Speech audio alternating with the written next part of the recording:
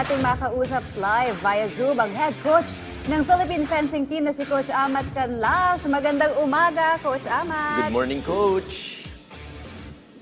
Yes, good morning po sa inyo dyan. Thanks for having me sa inyong program. Coach, alam kong busy kayo dyan. May class kayo sa UE at binigyan mo kami ng oras ngayong umaga. Oo nga eh.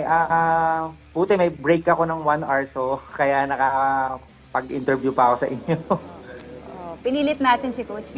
Salamat, Coach, na ito yung inyong break time. Pero, Coach, una sa lahat po, after your time away, kamusta po na makabalik bilang lead ng Philippine fencing team? So ayun, mixed emotion kasi andito na naman ako at eksaktong SEA Games year pa. So yung pressure, grabe agad. May nagbago po ba sa approach nyo ng pagko-coach simula ng makabalik kayo sa inyong pwesto, Coach? Well, of course, marami. Mula kasi nung umalis ako, so marami rin ako natutunan, marami rin akong mas in-adjust. So yung bumalik ako ngayon, mas lumaki kasi yung fencing ngayon eh. Dumami yung clubs, tapos naging competitive yung club, magagaling din yung coach galing sa club. So maraming adjustment ngayon sa PFA, hindi katulad ng dati.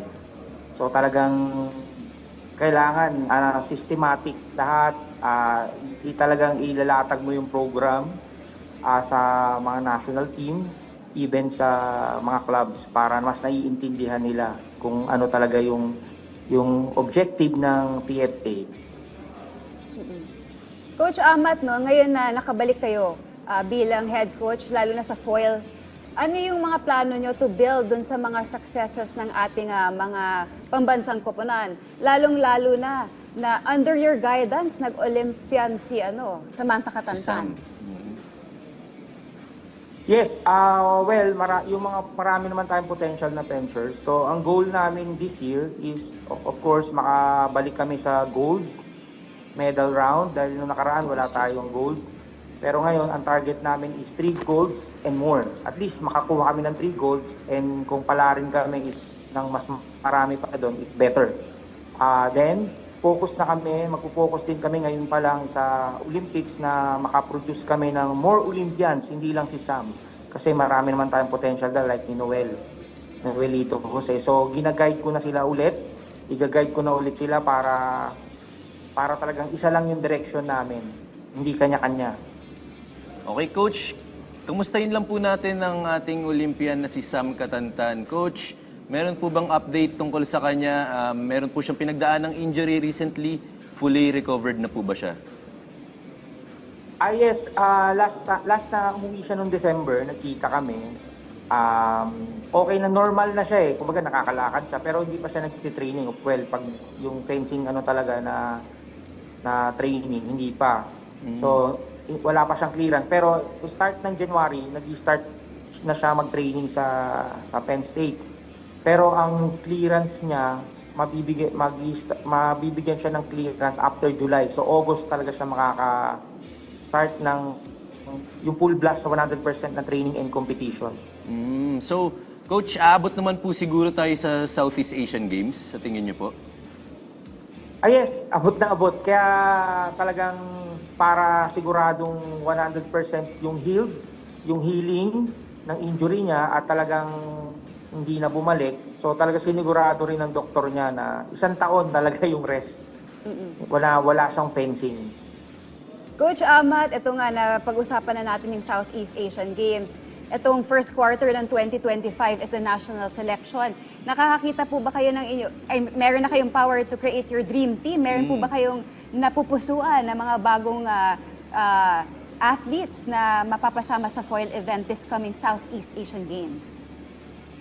Well, for now, nag-start na yung selection process namin. Ito katatapos lang itong weekend. Nagkaroon kami ng first leg ng SEA Games selection sa national team. So 5 leg to. Ang susunod is sa March. Tapos April, tas May, tas June. Yung last leg nito is sa Ormoc gagawin. So after the 5 leg, doon namin masiselect kung sino yung ipapadala namin sa SEA Games sa December. Kaya inagaan din namin para in preparation talaga nakafocus na kami. Pero, well, of course, challenge din namin yung national team natin, yung local.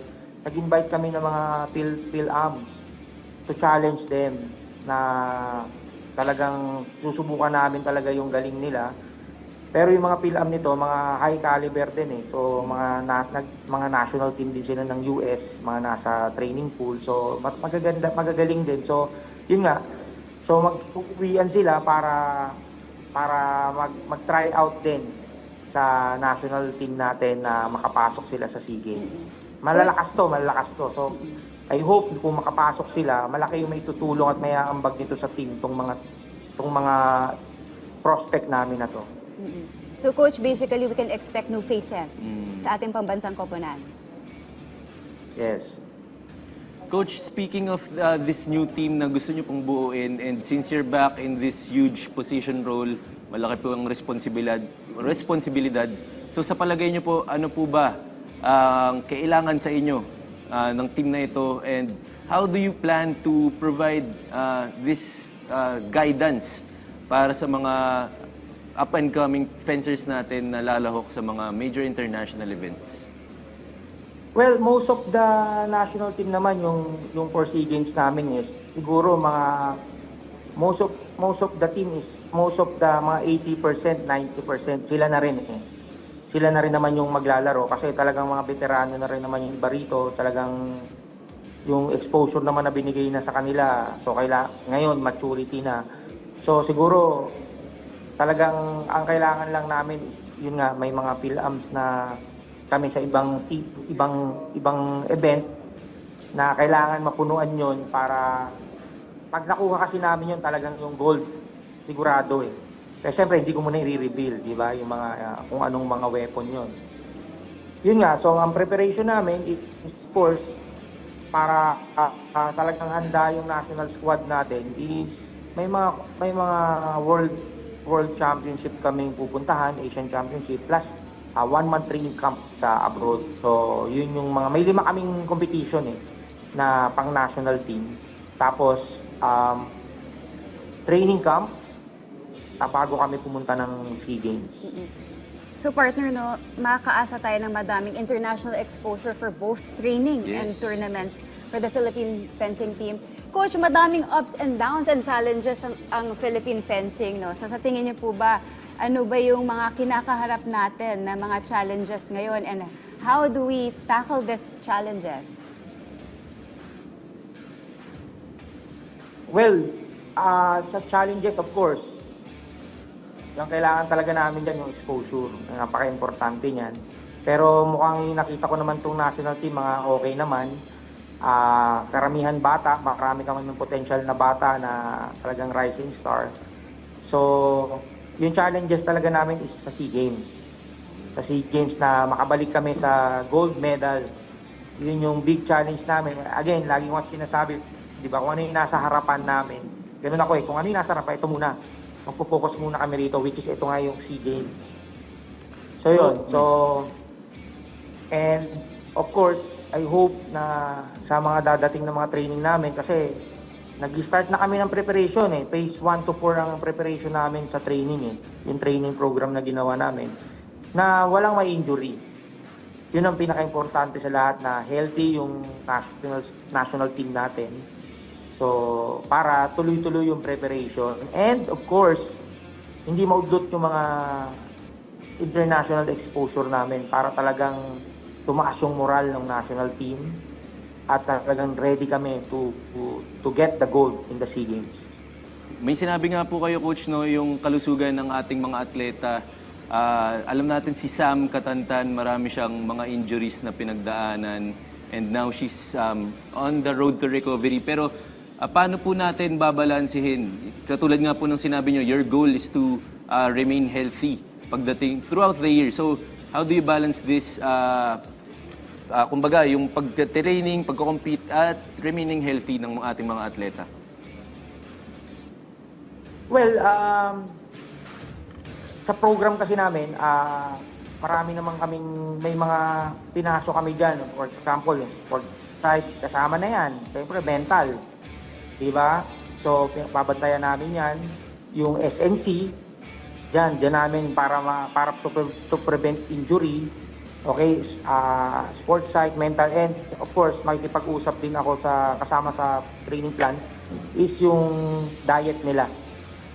Yung diet nila. So, isa yun sa mga dapat na nandun sa training plan namin. Para talagang masiguro namin na kumpleto yung athletes natin bago dumating sa SEA Games. Coach, last na lang po, no, before kayo magpaalam. In general, no, do you think nagpo-progress at nag-elevate ang Philippine fencing, lalo na sa magandang ipinakita ni Noelito Jose Jr. sa katatapos sa Qatar Fencing Grand Prix? Maganda po yung pwesto niya dito. So do you think we're elevating? Yes, of course. Yung nakapatok lang tayo sa Olympics, nag-elevate eh. Talagang excited lahat. And ito lang, talagang maraming gustong sumubok na makapasok sa SEA Games. So talagang intense. Yung first leg pa lang, intense na yung competition eh. First leg pa lang ito.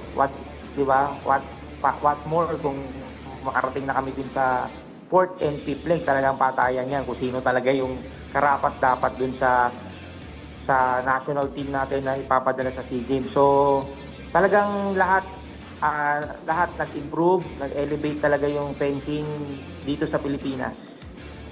Alright, maraming salamat Coach Amat Canlas. Thank you, Coach. Maraming salamat po.